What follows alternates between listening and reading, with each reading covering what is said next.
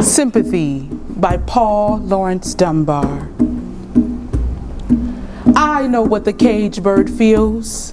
Alas, when the sun is bright on the upland slopes, when the wind stirs soft through the springing grass, and the river flows like a stream of glass, when the first bird sings and the first bud opes, and the faint perfume from its chalice steals, I know what the cage bird feels.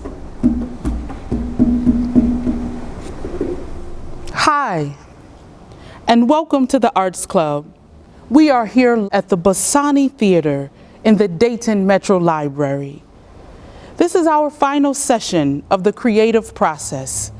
Today's topic is the subject within. What you'll need is a writing utensil or two, your creative booklet, and a quiet space, headphones.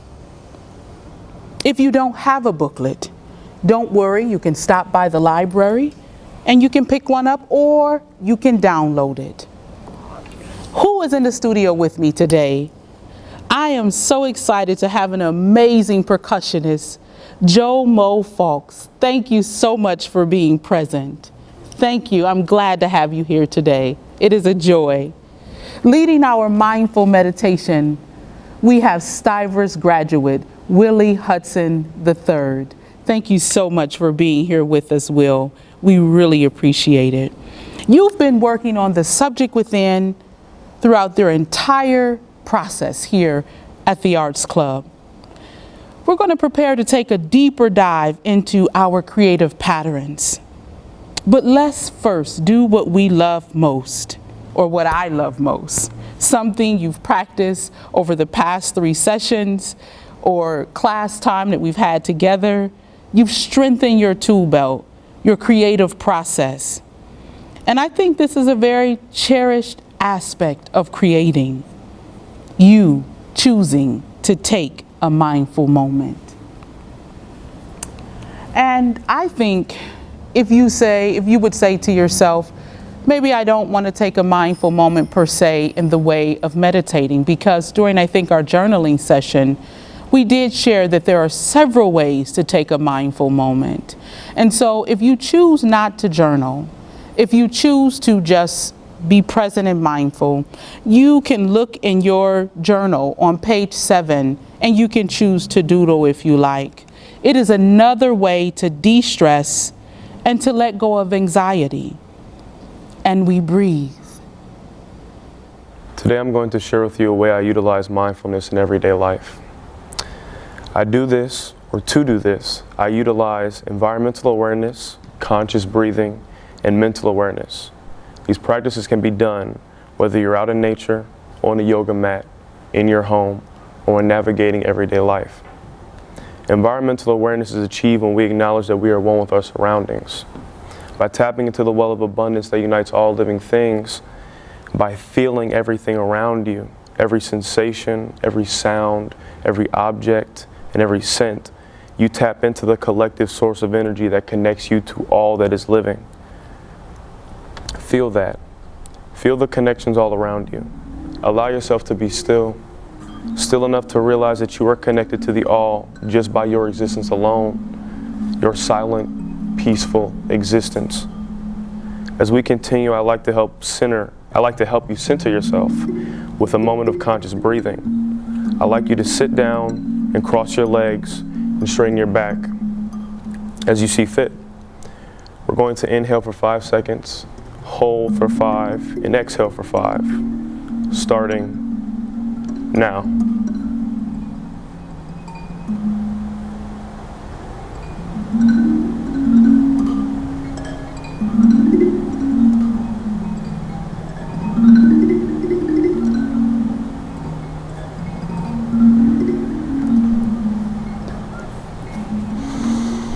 Breathing consciously allows us to evenly distribute our energies throughout our bodies. This elevates us and frees us from the fight or flight state of mind, granting a much needed clarity of vision. We can no longer afford to let the ego mind run our thoughts and have them run rampant. taking us to foreign places and scenarios that serve us no good and waste our precious mental energy. Keeping that in mind, now we will conclude with mental awareness. This is the non-judgmental observation of said rampant running thoughts. Become aware of what experiences and emotions led your mind to wander to those foreign places and where those experiences and emotions truly stem from. When the running streams of thought overwhelm you, affirm, I am not my thoughts. They do not define me. I am more. The goal is to become aware of your thoughts, to feel them, to understand them, and to let them go. Letting them go allows them to no longer hold power over you. As human beings, we are accountable for our actions and our intentions behind them. Very rarely are our thoughts not influenced by social engineering, visual media, parental and authoritarian programming. Integrating mindfulness into our daily practice allows us to become more consciously aware of ourselves and our subconscious and unconscious minds. Through this, we can live, love, create, and act more authentically, putting us in tune with our highest selves. And we breathe. And we breathe. Yes. Thank you, Will. Thank you. Honestly speaking, the creative process is so layered. I remember the first poem I wrote. I was a freshman in college in a creative writing class or course, and we were given apples. And as soon as I got my apple, I ate it. It was 8:30 in the morning, and I thought, this college thing is finna be awesome. They give food, they're supportive. I like her already. And then moments later, my professor said the apples were for a project. And I thought to myself, I ate mine, I better get another one. And she didn't give me another apple upon my request. A few times I asked, and I said, how am I supposed to complete this project if I don't have an apple? She said, you ate your apple. Use your imagination. This is creative writing. So I went through the process, irritated, agitated, feeling as if though she was just completely over the top with her expectations. The first attempt was a complete epic fail. I mean, an epic fail. The second attempt, not much better, and I was also told that this would impact my grade. I went home completely frustrated with the process. And this is what I wrote. I'm going to share this space with Jomo.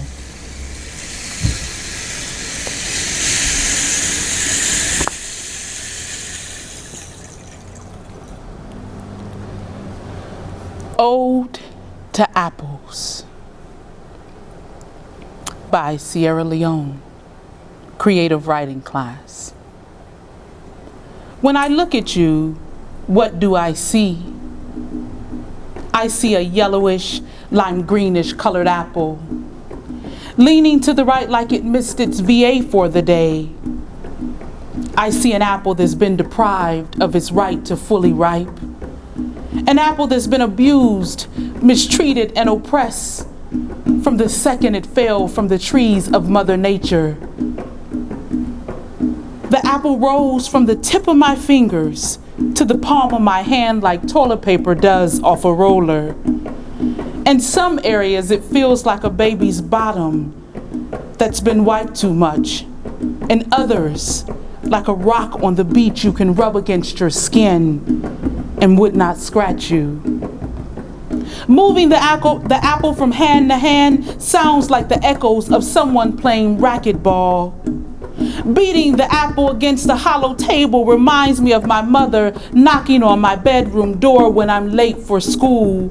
My apple smells really sweet with a touch of spice that comes every time the seasons change. Smelling it brings to mind the way freshly cut grass smells right after it rains. The touch of spice and sweetness overtakes the soft and rotten parts that overwhelm it from top to bottom. The shield or outer layer tastes really chewy like overcooked steak. The inner layer has lots of brown spots that comes from the harsh journey it's taken before reaching the palm of my light tan hands. Ode to apples. Thank you. At the time, I didn't feel the aliveness. I couldn't see the comparison. It was just a grade. And I had to really lean into understanding that creating is messy, it's challenging, and sometimes it requires much more work than we expected or intended. Let's take a deeper dive into Ode to Apples. When you look here, you know, odes, I would say, it's just a celebration. It's just a way to praise something, a ode, a way to show compassion to something that is important to you.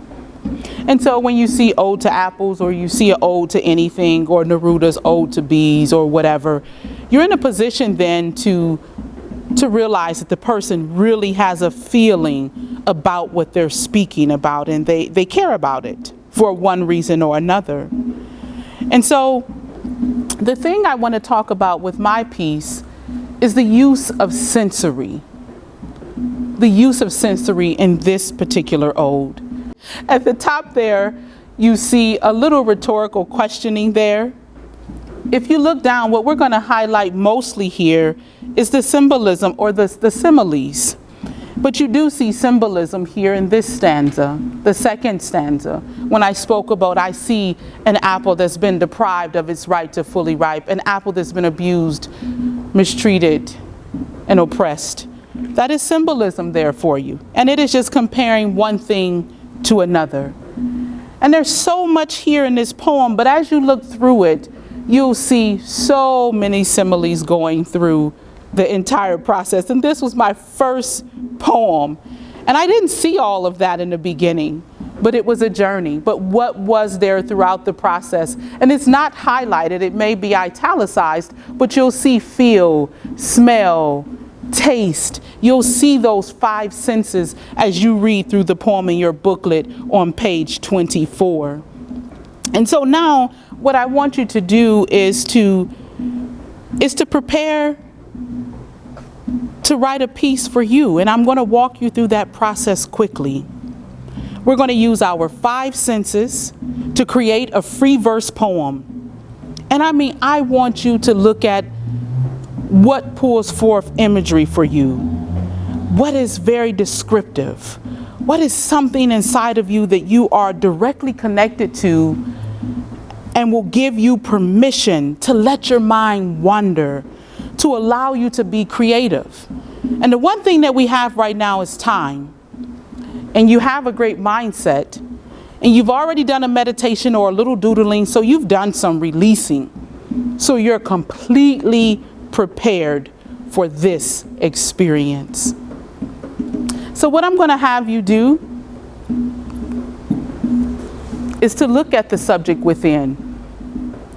You have an opportunity here to analyze and be creative.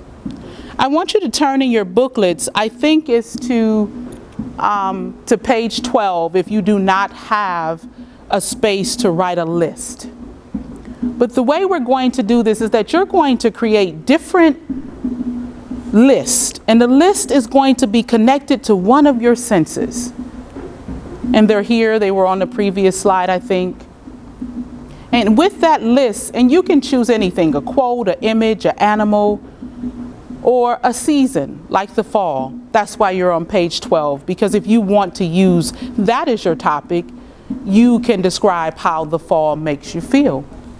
And so as you see here, these are different images that trigger different feelings for me, and maybe different feelings for you. So after you have the object that you're going to write about, or the experience, like we said, it can be anything. And then you're going to make the list using your 5 senses. Are you ready?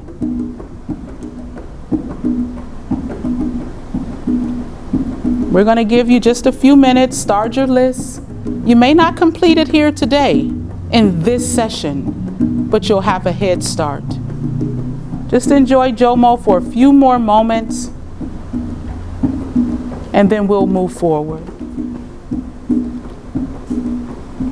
Remember, while you're making your list, you are to question, listen to what comes up. I want you to be playful with it. Read different things around you. They may inspire a thought or a feeling. Invest in educating yourself in that particular subject or topic. And be willing to try to do something new, like we did in our last session. And so for me, I chose the apple. And it wasn't as if I chose the apple because that was the topic I wanted to write on at that time. It was a requirement for class. But it is the aliveness and the joy and just the absolute connection to myself as to why it's still a part of my life. Why I'm still talking about something I wrote about, I'm not going to tell you how many years ago.